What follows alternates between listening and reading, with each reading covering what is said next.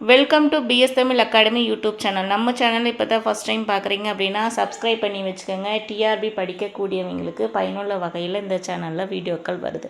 நீங்கள் playlist open பண்ணி பார்த்தீங்கன்னாவே தெரியும். பிஜிடிஆர்பிக்கு படிக்கக்கூடியவங்களாக இருக்கட்டும், யூஜிடிஆர்பிக்கு படிக்கக்கூடியவங்களாக இருக்கட்டும், நியூ டாப்பிக்கில் என்னென்ன கொடுத்துருக்காங்களோ அதுக்கு தகுந்த மாதிரி பல வீடியோக்கள் இருக்குது, போய் பாருங்கள். இந்த வீடியோவில் திரைப்படம் பற்றிய முக்கியமான கேள்விகளை பார்க்க போகிறோம். வாங்க என்ற வீடியோக்குள்ளே போகலாம். 9 ஆஸ்கார் விருதுகளை தட்டிச் சென்ற படம் எது? Titanic, the great dictator, Jurassic Park, Gandhi. Titanic ஒரு பிரம்மாண்ட படம். 800 கோடி செலவில் உருவாக்கப்பட்ட படம். ஒரு 40 ஏக்கராவில் ஒரு செயற்கை கடலையே உருவாக்கப்பட்ட படமாக இருக்கக்கூடியதாக டைட்டானிக். இதனுடைய டைரக்டர் ஜேம்ஸ் கேமர். அடுத்தது தி கிரேட் டிக்டேட்டர். இது 10th புக்லேயே கொடுத்துருக்காங்க. 1939 வந்த படம் தான் தி கிரேட் டிக்டேட்டர். இது 8 ஆஸ்கார் விருதுகளை வாங்கியிருக்கு. நம்மளுக்கு கொடுக்கக்கூடிய கேள்வி 9 ஆஸ்கார் விருது, ஆனால் தி கிரேட் டிக்டேட்டர் 8 ஆஸ்கார் விருதுகளை பெற்றிருக்கு அப்படின்னு சொல்கிறாங்க. அடுத்தது ஜுராசிக் பார்க். இது திரையுலகிலேயே முதல்ல ஒரு கிராஃபிக்ஸ் கொண்டு உருவாக்கப்பட்ட படம் தான் ஜுராசிக் பார்க். சின்னவங்கலேருந்து பெரியவங்க வரைக்கும் விரும்பக்கூடிய ஒரு படமாக இருந்த படம் ஜுராசிக் பார்க். அடுத்தது காந்தி. இதுதான் 9 ஆஸ்கார் விருதுகளை பெற்ற படம்.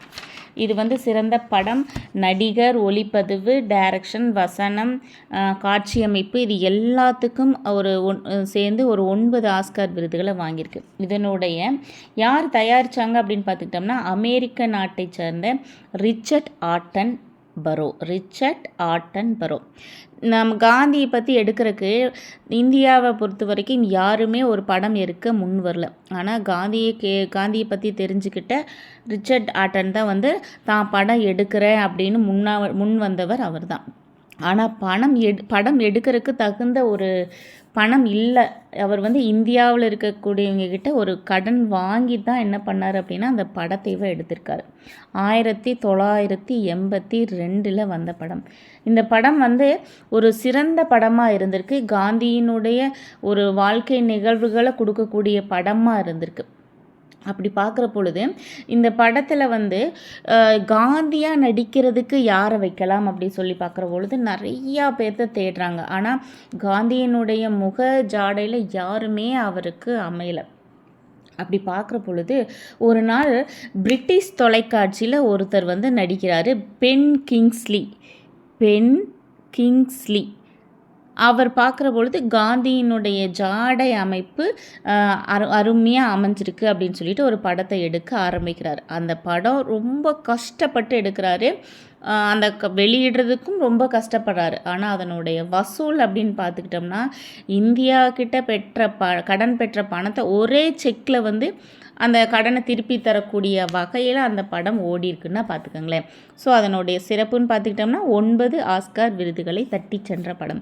தி கிரேட் டிக்டேட்டர் அப்படிங்கிறது 8 ஆஸ்கார் விருதுகளை வாங்கியிருக்கு. அடுத்தது டிஜிட்டல் காலகட்டம் தொடங்கிய ஆண்டுகள். ஆப்ஷன் 1990 2000, 2000 2010, 2010 2020 மேல்.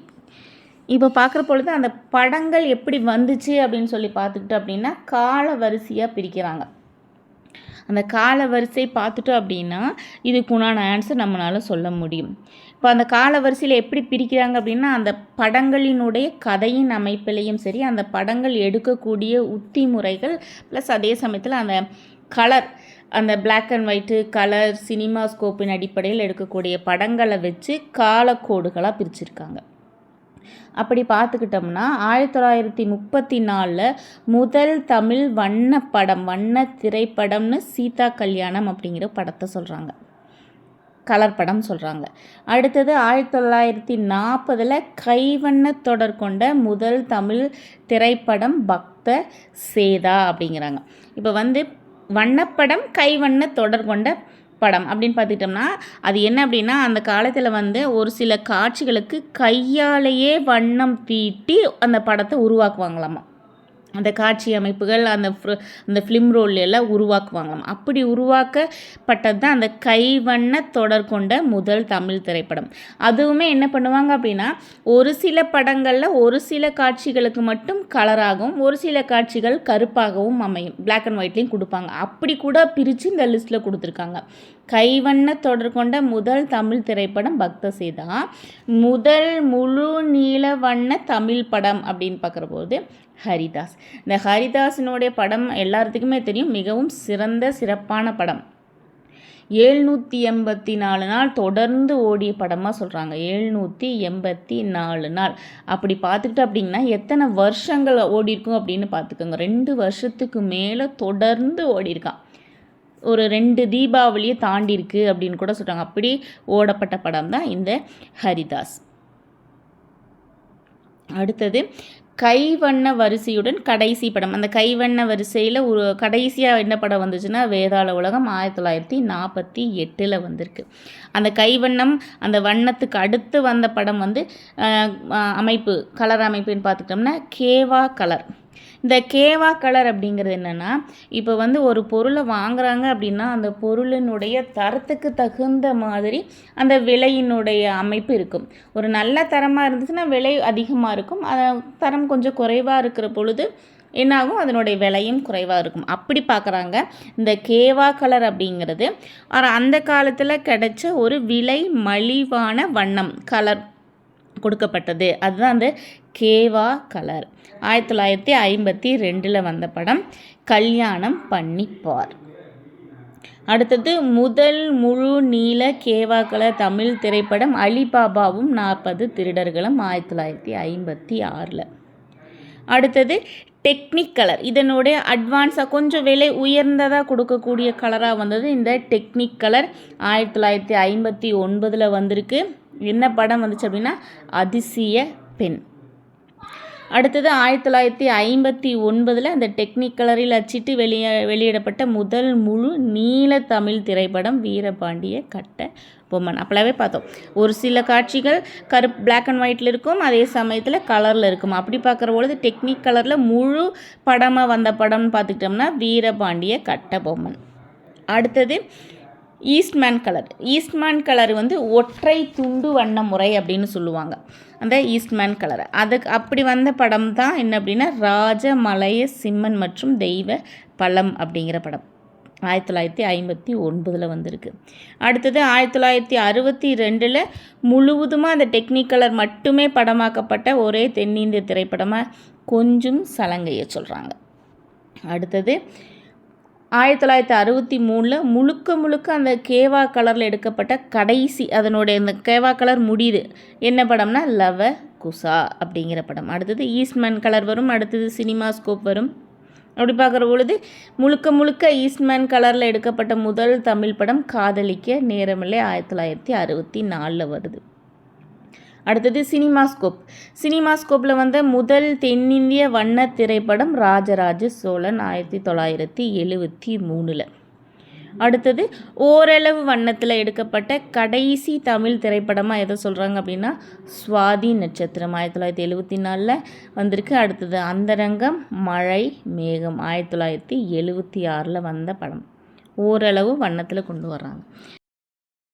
அடுத்தது ORWO நிறத்தில் எடுக்கப்பட்ட முதல் தமிழ் திரைப்படம் பட்டினி பிரவேசம். இந்த கேமராவினுடைய அமைப்பில் கொண்டு வர பொழுது ORWO பயன்படுத்தப்பட்ட காலகட்டத்தை சொல்கிறாங்க 1978. இப்போ இதற்கு இடையில் 1978 இந்த படம் தான் வந்துச்சா இதுக்கு முன்னாடி அப்படின்னு சொல்லி பார்க்குற பொழுது அந்த காலத்தில் பல படங்கள் வந்திருக்கு. அப்போவும் என்னது பிளாக் அண்ட் ஒயிட்லாம் படம் வந்திருக்கு. பல சில தயாரிப்பாளர்கள் என்னது இந்த முறைகளையும் பயன்படுத்தி கொண்டு வந்திருக்காங்க. அப்படி பார்க்குற பொழுது 1989 அந்த கருப்பு வெள்ளை பிளாக் அண்ட் ஒயிட்டில் வந்த கடைசி தமிழ் படமாக எது சொல்கிறாங்கன்னா சந்தியா ராகம். இதுக்கப்புறம் எந்த விதமான பிளாக் அண்ட் ஒயிட்டில் வரவே இல்லை, எல்லாமே கலரில் வந்துச்சு அப்படின்னு சொல்கிறாங்க. அடுத்தது பார்க்குற பொழுது காலகட்டங்கள் நம்ம பார்த்தோம். இப்போ மேலே ஒரு கொஸ்டின் பார்த்தோம், காலகட்டங்கள் டிஜிட்டல் காலகட்டம்னு பார்த்தோம். அதன் அடிப்படையில் இப்போ பார்க்குற பொழுது காலகட்டத்தை 1950 60 வரைக்கும் இருக்கக்கூடிய காலகட்டம் என்னென்னா புராண கதைகள் அதிகமாக படமாக வந்துச்சு அப்படின்னு சொல்கிறாங்க. அடுத்தது சிவாஜி, எம்ஜிஆர், ஜெமினி இவர்கள் நடித்த படங்கள் வந்துச்சு, புராண கதைகள் அதிகமாக கொண்டு வந்தாங்க அப்படிங்கிறாங்க. அடுத்தது 1970 1980 காலகட்டத்தை புதிய புனைவு கதைகள் அதிகமாக வரக்கூடிய காலகட்டமாக இருந்துச்சு 1970 80. அதே சமயத்தில் பல நிகழ்வுகளையும் அந்த படம் தயாரிக்கிறதுல புதிய புதிய உத்திகளை பயன்படுத்தினாங்க. சண்டை காட்சிகளில் புதிய புதிய உத்திகளை பயன்படுத்தப்பட்ட காலமாக 1970 80 சொல்கிறாங்க. 80 90 வரைக்கும் இருக்கக்கூடிய காலகட்டத்தில் வந்த படங்களை படத்தினுடைய அமைப்பின் அடிப்படையில் பிரிக்கிறாங்க. என்ன அப்படின்னா குடும்பம், காதல், நட்பு இது சம்மந்தப்பட்ட படங்களாக இந்த காலகட்டத்தில் வந்துச்சு அப்படின்னு சொல்லி பிரிக்கிறாங்க 1980 1990 வரைக்கும். இப்போது இந்த காலகட்டம் அப்படின்னு சொல்லி பார்க்குற போது டிஜிட்டல் காலகட்டம்னு பார்த்துக்கிட்டோம்னா 1990 2000 வரைக்கும் இருக்கக்கூடிய காலகட்டத்தை தான் டிஜிட்டல் காலகட்டம் அப்படின்னு சொல்கிறாங்க. அடுத்தது 2000 2010 வரைக்கும் இருக்கக்கூடிய காலகட்டத்தை ஒரு ஜேர்னர் படங்கள் அப்படிங்கிற லிஸ்ட்டில் கொண்டு வராங்க. 2010 வரைக்கும் ஜேர்னர் அப்படிங்கிறாங்க. ஜேர்னர் அப்படிங்கிறது என்னென்னா இப்போ அந்த வருடங்கள் தொடக்கத்தில் ஒரு 2001 2 அப்படின்னு சொல்லி பார்க்குற பொழுது ஒரு நகைச்சுவை படங்கள் அதிகமாக பார்க்குறாங்க அப்படின்னா நகைச்சுவை படங்கள் அதிகமாக பல தயாரிப்பாளர்கள் தயாரிக்கிறாங்க.